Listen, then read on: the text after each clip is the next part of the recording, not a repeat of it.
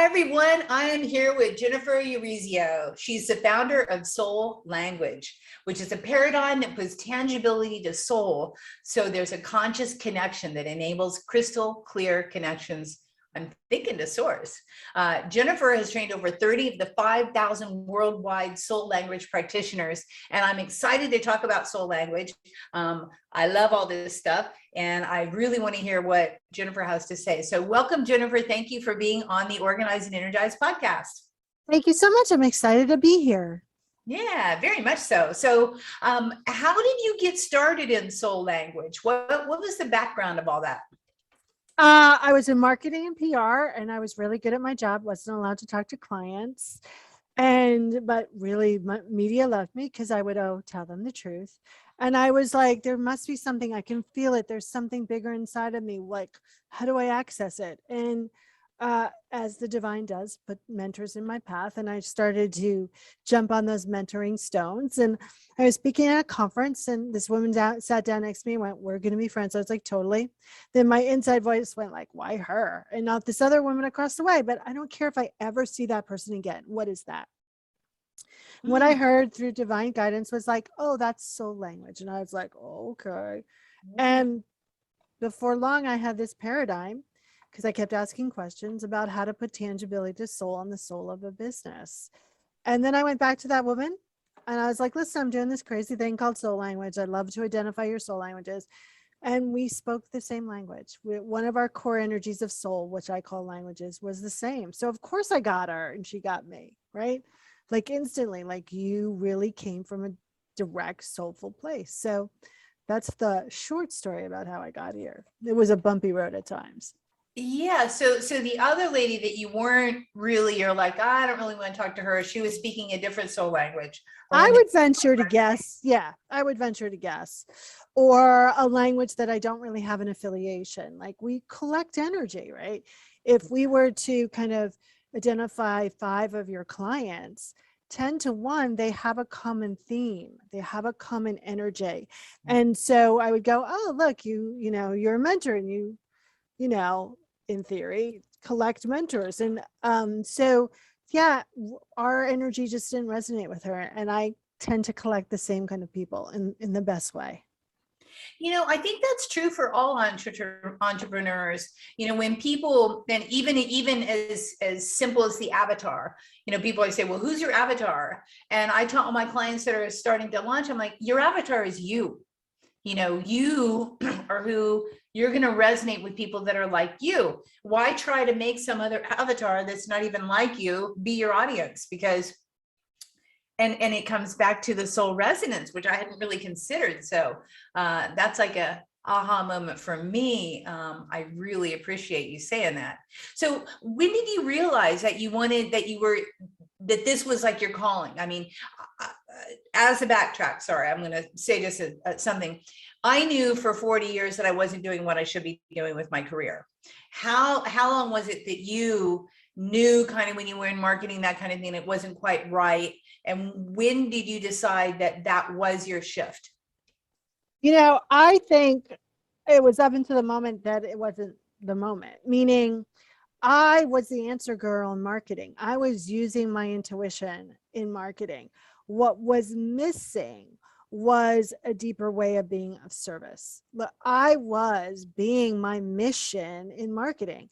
It was a sucky delivery system. So there was parts of me that weren't accepting fully my mission. So the moment I accepted the mission, the delivery system appeared. And I think that kind of happened like the chicken and the egg.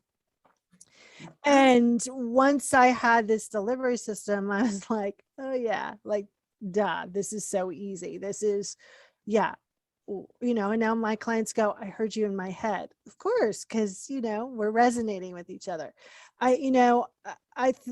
All of my life, I knew that there was something bigger. I just didn't have what that bigger was. I went to art school and I thought, "Oh, I want to be highly creative." Well, I'm highly creative now. It's not what I knew, right? So I think so often we are following a path because it's what we know in the limited scope of knowing. We don't have the context of going, "Oh, there's something bigger here." And that's why it's so important that you pursue that inner listening, that internal landscape, because that will lead you to the delivery system that resonates with you, mind, body, and spirit. Hmm. So you say delivery system. Can you explain a little bit what that means? Yeah, no one's here to be an entrepreneur, a coach, an author, a writer. No, those are all delivery systems, right? You are here to do something extremely profound, first for yourself and then for others. When you accept that, then the delivery system becomes easy. I would be doing what I'd be doing as a bartender, sucky delivery system for me, but I would be doing it, right? It's when you really understand, like, oh, I am profoundly here to create freedom first for myself and help others create freedom for them. Okay, done. Great delivery system shows up, right? And I also, based on what I do or what action I take in my business, based on that purpose, right? So, one of the things I always go is this task, is this action, is this workshop, is this product, is this service going to align with that purpose? If it doesn't, I don't do it. If that person doesn't align with that purpose, I can let it go. And I think so often people keep chasing a carrot. They keep chasing it so they can feel whole and complete. You have to start off with wholeness and completeness, or your business is going to keep imploding. Mhm. Yep. Hallelujah on that. So when you went to the conference, you figured out that you got some mentors, and I think that's what happens too. Whenever you're on purpose, the mentors show up for you. So you had your mentors. How did it feel when you landed your first client? When I got off that platform, I was speaking about life essential oils and life purpose. When I got off that platform, people were lined up to talk to me. They're like, can you tell me about this? Can you tell me? I'm like, yeah, I totally can. I don't know how I can or how I know it, but I totally can. Right. And I went home. First of all, I did a bunch of readings there. And I went home with paying for the entire conference. That's from start to finish. And had clients that were going to pay me monthly. And I think so often when and here's the thing, I want to be very clear with everyone, because there's a lot of mumbo jumbo about living your purpose. And I think people beat themselves up over it. Okay. Mm-hmm. You're being your purpose every day. You can, right? You can be your purpose sitting on your couch. It's a deeper sense of acceptance and a deeper sense of taking action on that purpose. And you're still valuable, and you still can claim your value if you're not being your purpose. But because I was so aligned with my voice and vision, people were like, how do I do that? How do I be that? And I was like, oh, right.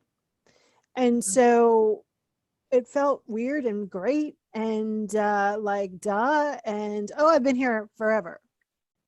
Right. I think when I remember the first placement, because I was in PR, and when I got for a client, them in Better Homes and Garden, the new client, first big placement, 5 million, readers. I used to do a placement dance every time I, got a placement. And then after 17 years, I was like, whatever. Right.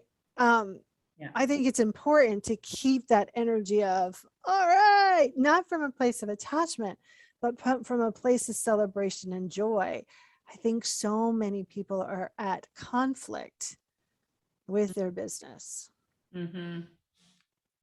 And that's just going to create conflict in every part of you being and doing that business.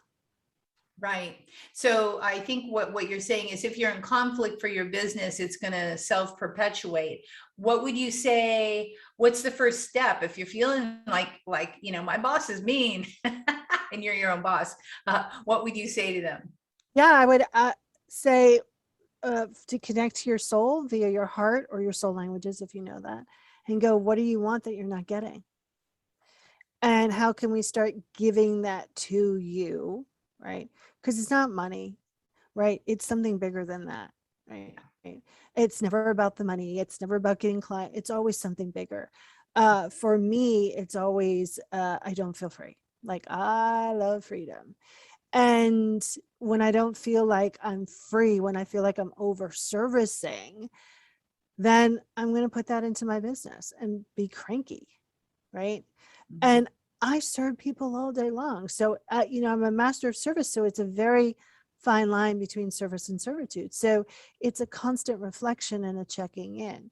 So if you're in conflict with your business, what are you not getting? And Mhm. then how can we start giving that to you? How can you start filling yourself up? Yeah, it's funny. There a while back, I think I was having a discussion with someone and saying, you shouldn't say that you're in service to your clients. It's not that you're not really in service to your clients. You're really, if you're in alignment, in service to your sole purpose. So, you shouldn't get you shouldn't get burnt out. And, you don't want to serve others. You want to serve yourself, because if you're serving yourself, then things are all coming together, right? And you're saying what you should be saying, when you should be saying it, how you should be saying it to the people that are there to listen. Yeah, it always starts at home, first for you and then for others, right? When I would ask people, so what do you think your purpose is? They're like, my purpose is to serve women 18. You could hear my eyes roll. And I'd be like, and I remember saying to a person, well, woman, no, that's not it. What? Like, and she's like, what do you mean? I was like, oh my God, like you are not here to be a purpose to anyone else but yourself first. It's from the overflow.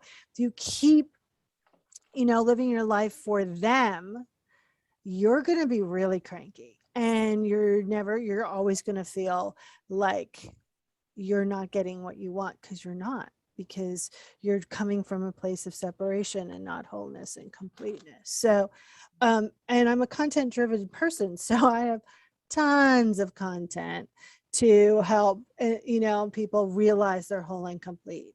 Anything from, rewriting their marketing story to how they actually create, because I'm have warrior energy, so I could have an idea in the morning and spit it out by the afternoon, and it wasn't going anywhere. And I was like, why aren't my products me? And now I'm like, oh, there's no incubation, there's no nurturing. I just set those little babies free and accept you like. So I created a whole system about how to nurture and how to understand your creative process, because I do not like to suffer, and I don't want anyone else to suffer. So whenever I was feeling separate, I would create a tool. And now I have hundreds and hundreds of groovy tools. Yeah. Nice, Yeah. nice. Well, that leads me to, if you're feeling a little bit amiss, what's your favorite hack? What's your favorite tool to get yourself kind of back into alignment and back on track with your business? Yeah. I always like to say and tell clients, if you knew you were enough, what would you do? What would you be? What would you express? What would you say? Okay. Because Do. be, do, express, say, right? So here's why that question is so important. Because this happened about last year. I had this client on the phone, and she was a Lucy, and I'll explain what that means in a minute, but she was getting ready to blame me for her problem. Mm. And I got, oh, if I knew I was enough, what would I do? What would I say? What would I be here? And I went, listen, I don't think we're right for each other. I'm going to return your money. And she's like, what? I was like, no, I'm going to return your money. You can have the sessions that we already did for free, but I don't think we're not a right fit. And within 20 minutes, I had returned her money. 10, 15 years ago, I wouldn't have done that. Mhm. Right. And there was such freedom. And by the way, 2 new clients came in within like 24 hours to pay double of that. Right. Mhm. And I think so often people are doing and saying and being from a place of separation, not wholeness and completeness, not enoughness. And then that creates more disharmony in your business. So another hack I have is how I select my clients. So I base my client selection on Peanuts characters. I tune in and I ask my soul, which Peanut character is this person energetically? Ah. My people are Sally and Linus's. Okay. I don't work with Woodstocks. They're crazy. I don't work with Charlie Browns. They're victim energy. And that doesn't work well with warrior energy. And I used to work with Lucy's. Lucy will always pull the football. right? Yeah. Right. And it took me a while to go, I'm done with Lucy's. I don't want to work with Lucy's anymore. Right. I'm not going to be fooled by the Lucy. And so recently I was had a prospective client, and it was a referral, and even before they got on the phone with me, I was like, ah, they're Lucy's. I know they're Lucy's. And I'm like, be present. And I'm like, yeah, I'm just going to be me, but it's not going to be aligned because they're Lucy and I don't want to work with Lucy. So you need all of these hacks in a conscious way. So you're not kind of spinning your wheels getting gaslighted, which a lot of people do, and making decisions based on lack, based on fear. It wastes so much time, and it creates such a you just feel disheartened and disappointed. It's a drain on your energy. Yeah, I think, as brand new entrepreneurs, people are like, I just got to take it because that client's actually going to give me money. But just like in your situation, you got rid of a Lucy, you added space, and 2 new people just came right in the door. Right. So exactly. Yeah. So add space to your life and get rid of the Lucy's. I like the Linuses. I love the artistic creatives. That's my jam. Linus is it for me. Love it. Yeah. Yeah. Okay. So tell me about a time when you were stuck in your business and you just kind of felt like you need to get your mojo back. What did you do? Well, besides ditching the Lucy, was there any other time, how long have you been doing this, the soul? I've been doing it since 2008. Okay. So I'm sure there's been a few ups and downs. How do you get yourself re-energized whenever you're feeling a little bit burnt? I take time off. Aha. I take time off and I do something completely, totally different. One year, this was, oh my God, a long time ago, but one year I was like, my best friend who used to own the company I worked for, I was like, do you have any time that I could come work for you? And she's like, what? Of course. I always have you. Like, I always need help. I was like, I need to do something different just for a week or something. I just need to remember why I'm doing what I'm doing. So I spent a year booking media for her. And by Thursday, I was like, oh my God, now I remember I'm good. Right. I was like, oh my God, I hate these people. What am I doing? Right. But I just go and I do something different, even if it's just going for a walk, taking the dog to the park. I think that's really important. I think also that you always need support teams that are going to be in the consciousness of the solution for you. Sorry, my watch is going off. Because if you're not having someone holding the consciousness of the solution when you're on the ground, it's really going to be hard to help you yourself lift up.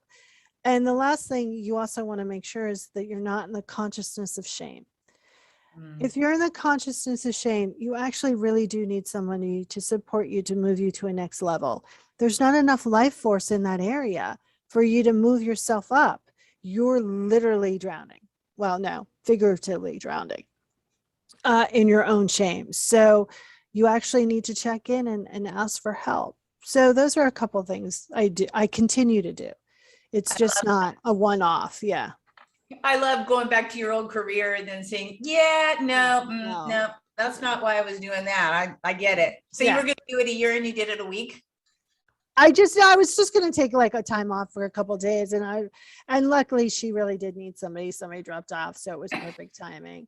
But I didn't use my name. I used a alias because I was like, I'm not going to go back to the old way. I want to shake things up. So anyone wants to shake things up, they could come work for me for a week. So I'm offering it, right? Like, just have those places where you can just shake yourself free, because that's what it is. You're just you're in the loop and you need to step out of the loop. Yeah, I get that so much. I'm a change agent. That's what I do for clients. And my goal is to do one new thing at least once a week. But generally, I've been doing about every other day. I do something that I've never done or been ever. And, always having something new, I think is a really good thing to keep yourself motivated. And I love though, jumping back into a career. That's hilarious. So what's the best piece of advice that someone has given you for your business that you really took to heart and you said, I'll remember that one forever? It goes back to my best friend, Erin. I was complaining and she's like, well, let's talk about it. She goes, okay, so how much time do you spend on your business and blah, blah, blah. And she goes, oh, so you have a hobby. And I went, oh, shoot. Like, I think, and I constantly look at it. And I'm not talking about like you have to be glued to your desk 24/7, but I constantly go, okay, is this a business? Well, I really call it a movement now, right? Is this 100-year movement or am I treating this like a hobby? And that always allows me to go, oh, well, if I'm treating it like a movement, here are the things that you do for legacy. If I'm treating it like a hobby, these are the energies, the consciousness of the things you would do to treat it like a hobby. So that I think is one of the best pieces of advice that I've ever done. She's given me some great advice, but that's one of her good ones. Yeah, that's really good. I love that. So yeah, hobby. Or legacy, right? Good, good, good. Okay, so as we're winding down, I know you have a valuable free resource that you will offer the listeners. What is it that they can download? And use the link below, by the way, gang. I think that one of the things that's really important is creating a sacred practice. I'm a renegade, so I don't like to do it the same way, right? I can be really kind of cranky, and it has to be integrated in your life. And it's not for warrior energy. It's not sitting and meditating. That's never going to work. So I created a tool where you can create a sacred practice, however you define sacred practice, that will integrate with your life. And the reason why you want to do that is because when challenges come up, that's not the time to be in deep conversation with yourself and whatever you call your higher power. It's before that. So you have a stable, strong foundation. So that's my free tool. Oh, good. And so it's kind of to help you determine what your sacred practice would be based on you. Yes, exactly. It's not a one size fits all. You're actually creating it based on what a sacred practice is and how can it be integrated in your life and what would make you happy. Awesome. Now you keep saying you're a warrior energy. What are the different types of energies? I just figured we've talked about that. There's 107 core energies of soul across 3 different categories: your mission, how you feel that mission, and then your soulful personality. So my soulful personality energy is called Graceful Warrior: action, movement, courage, and grace. And there are other soul languages that have warrior energy as well. And warrior energy has a very distinctive style, and they have a distinctive unlimiting beliefs. Like, we never let a man down, we're the lone wolf, right? And so when we have warrior energy, you have to understand how to utilize it consciously rather than unconsciously. So that's taken quite a bit of time, because I used to make war with everything. And knowing my soul languages, especially around that, has been extremely helpful. Nice. That's brilliant. So what's the one thing that I should have asked you? What should we be talking about, Jennifer, that I haven't really touched upon? That people call in their business to do something bigger, first for themselves and then for others. That your business is naturally designed to be successful. It's pure consciousness.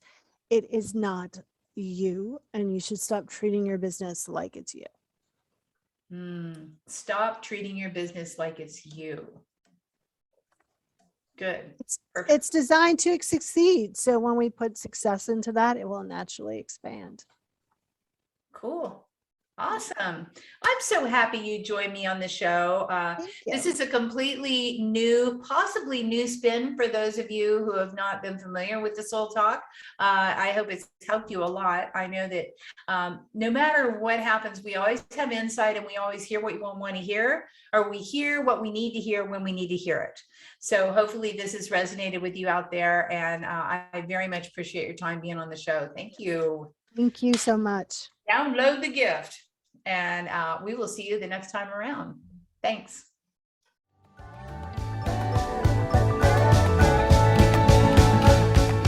Hey, thanks for listening to this podcast. I hope you enjoyed this episode, and if you want to hear more, feel free to subscribe on the platform of your choice. Also, if you feel so inclined, I would truly appreciate a good rating from you to me. Have a stellar day.